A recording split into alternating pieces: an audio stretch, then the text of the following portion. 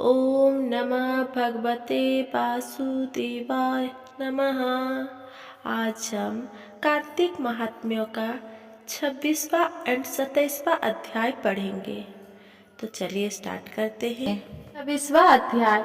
इस प्रकार नारद जी बोले। इस प्रकार विष्णु पार्षदों के वचन को सुनकर धर्मदत्त ने कहा, प्राय सभी मनुष्य भक्तों का कष्ट दूर करने वाले श्री विष्णु की यज्ञ, दान, व्रत, तीर्थ सेवन तथा तपस्याओं के द्वारा विधि पूर्वक आराधना करते हैं। उन समस्त साधनों में कौन सा ऐसा साधन है जो भगवान विष्णु की प्रसन्नता को बढ़ाने वाला तथा उनके समीप्य की प्राप्ति कराने वाला है।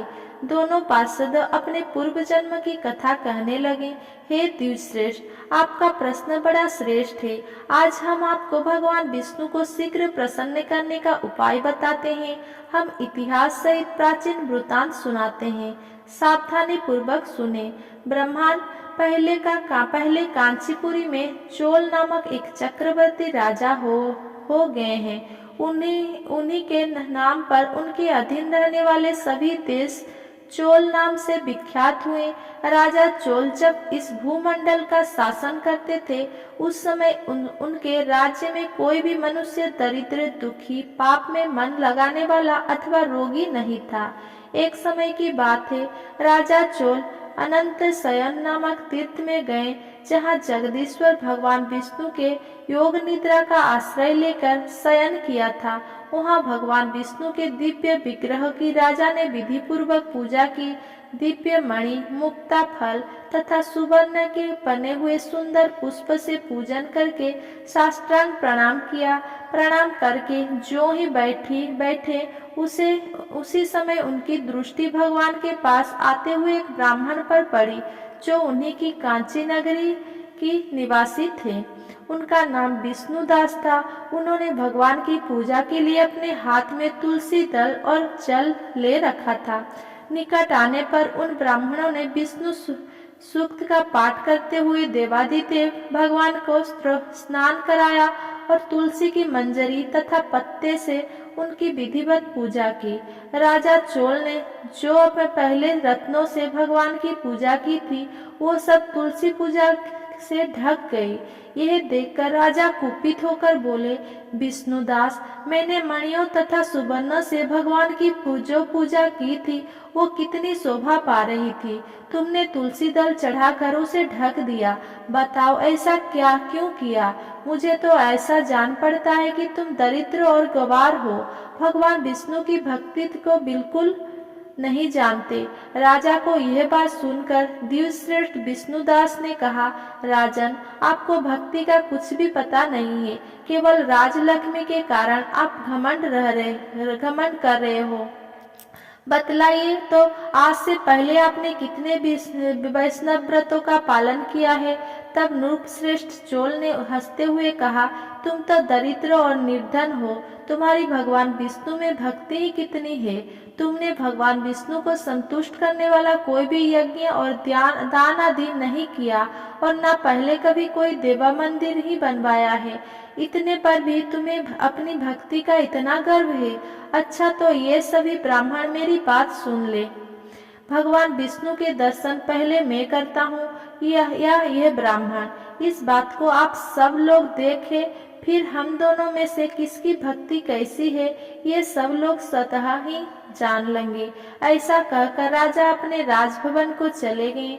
वहाँ उन्होंने महर्षि मृदुल को आचार्य बनाकर वैष्णव यज्ञ प्रारंभ किया। उधर सदैव भगवान विष्णु को प्रसन्न करने वाले शास्त्रोक्त नियमों में तत्पर विष्णुदास भी व्रत का पालन करते हुए वही भगवान विष्णु के मंदिर में टिक गए। उन्होंने माघ और कार्तिक के उत्तम व्रत का अनुष्ठान, तुलसी वन की रक्षा, एकादशी को द्वादशाक्षर मंत्र का जाप, नृत्य, गीत आदि मंगलमय आयोजन के साथ प्रतिदिन षोडशोपचार से भगवान विष्णु की पूजा आदि नियमों का आचरण किया। वे प्रतिदिन चलते फिरते और सोते हर समय भगवान विष्णु का स्मरण किया करते थे। उनकी दृष्टि सर्वत्र सम हो गई थी। वे सब प्राणियों के भीतर एकमात्र भगवान विष्णु को ही स्थित देखते थे। इस प्रकार राजा चोल और विष्णुदास दोनों ही भगवान लक्ष्मीपति की आराधना में संलग्न थे। दोनों ही अपने अपने व्रत में स्थित रहते थे और दोनों की ही संपूर्ण इंद्रिया तथा समस्त कर्म भगवान विष्णु को समर्पित हो चुके थे। इस अवस्था में उन दोनों ने दीर्घकाल व्यतीत किया। सत ने कहा, एक दिन की बात है, विष्णुदास ने नित्य कर्म करने के पश्चात भोजन तैयार किया, किंतु कोई छिपकर उसे चुरा ले गया। विष्णुदास ने देखा भोजन नहीं है, परंतु उन्होंने दोबारा भोजन नहीं बनाया, क्योंकि ऐसा करने पर सायंकाल की पूजा के लिए उन्हें अवकाश नहीं मिलता। अतः प्रतिदिन के नियम का भंग हो जाने का भय था। दूसरे दिन पुनः उसी समय पर भोजन बनाकर वे ज्यों ही भगवान विष्णु को भोग अर्पण करने के लिए गए, त्यों ही किसी ने आकर फिर सारा भोजन हड़प लिया। इस प्रकार 7 दिनों तक लगातार कोई उनका भोजन चुरा कर ले जाता रहा। इससे विष्णुदास को बड़ा विस्मय हुआ। वे मन ही मन इस प्रकार विचार करने लगे, ओहो, कौन प्रतिदिन आकर मेरी रसोई चुरा ले जाता है। यदि दोबारा रसोई बनाकर भोजन करता हूँ तो सायंकाल की पूजा छूट जाती है।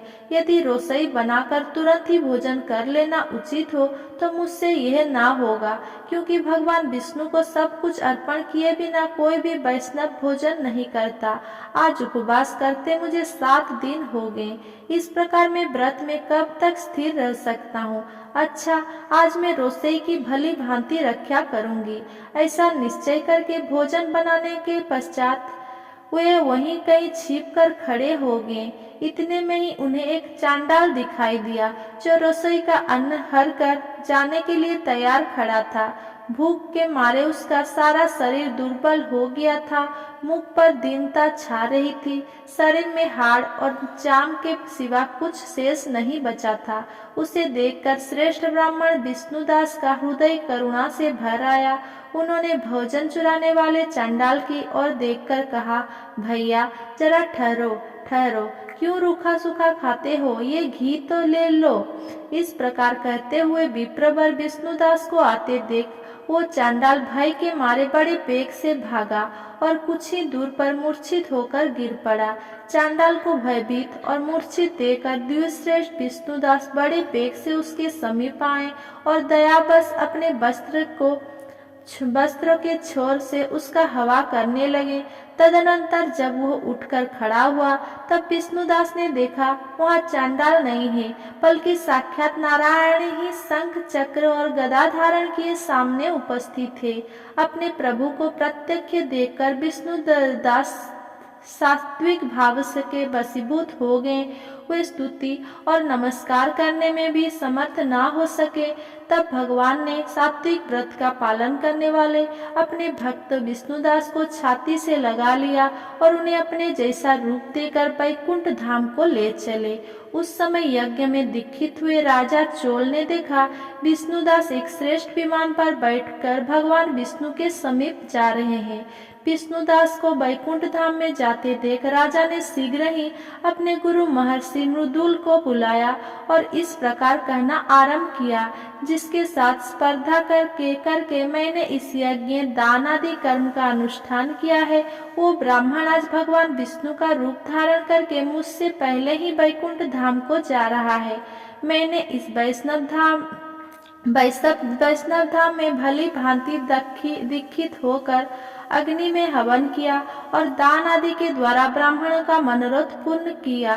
तथापि अभी तक भगवान विष्णु मुझ पर प्रसन्न नहीं हुए और इस विष्णुदास को केवल भक्ति के ही कारण श्रीहरि ने प्रत्यक्ष दर्शन दिया है। अतः जान पड़ता है कि भगवान विष्णु केवल दान और यज्ञ से प्रसन्न नहीं होते।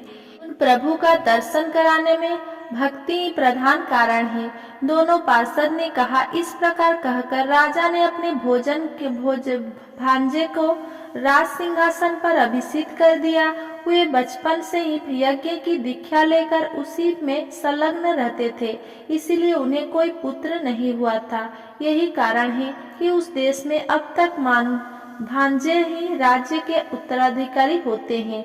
भांजे को राज्य देकर राजा यज्ञशाला में गए और यज्ञ कुंड के सामने खड़े होकर भगवान विष्णु को संबोधित करते हुए 3 बार उच्च स्वर से निम्नलिखित वचन बोले। भगवान विष्णु, आप मुझे मन, वाणी, शरीर और क्रिया द्वारा होने वाली अविचल भक्ति प्रदान कीजिए। इस प्रकार कहकर वे सबके देखते देखते अग्निकुंड में कूद पड़े। बस उसी क्षण भक्तवत्सल भगवान विष्णु अग्निकुंड में प्रकट हो गए। उन्होंने राजा को छाती से लगाकर एक श्रेष्ठ विमान में बैठाया और उन्हें अपने साथ लेकर वैकुंठ धाम को प्रस्थान किया। नारद जी बोले, हे राजन, जो विष्णुदास थे वे तो पुष्पशील नाम से प्रसिद्ध भगवान के पार्षद हुए और जो राजा चोल थे उनका नाम सुशील हुआ। इन दोनों को अपने ही समान रूप देकर भगवान लक्ष्मीपति ने अपना द्वारपाल बना लिया। अगर मेरा ये वीडियो आपको पसंद आया हो तो मेरा वीडियो को लाइक, कमेंट, शेयर करें और मेरा चैनल को सब्सक्राइब करें। धन्यवाद।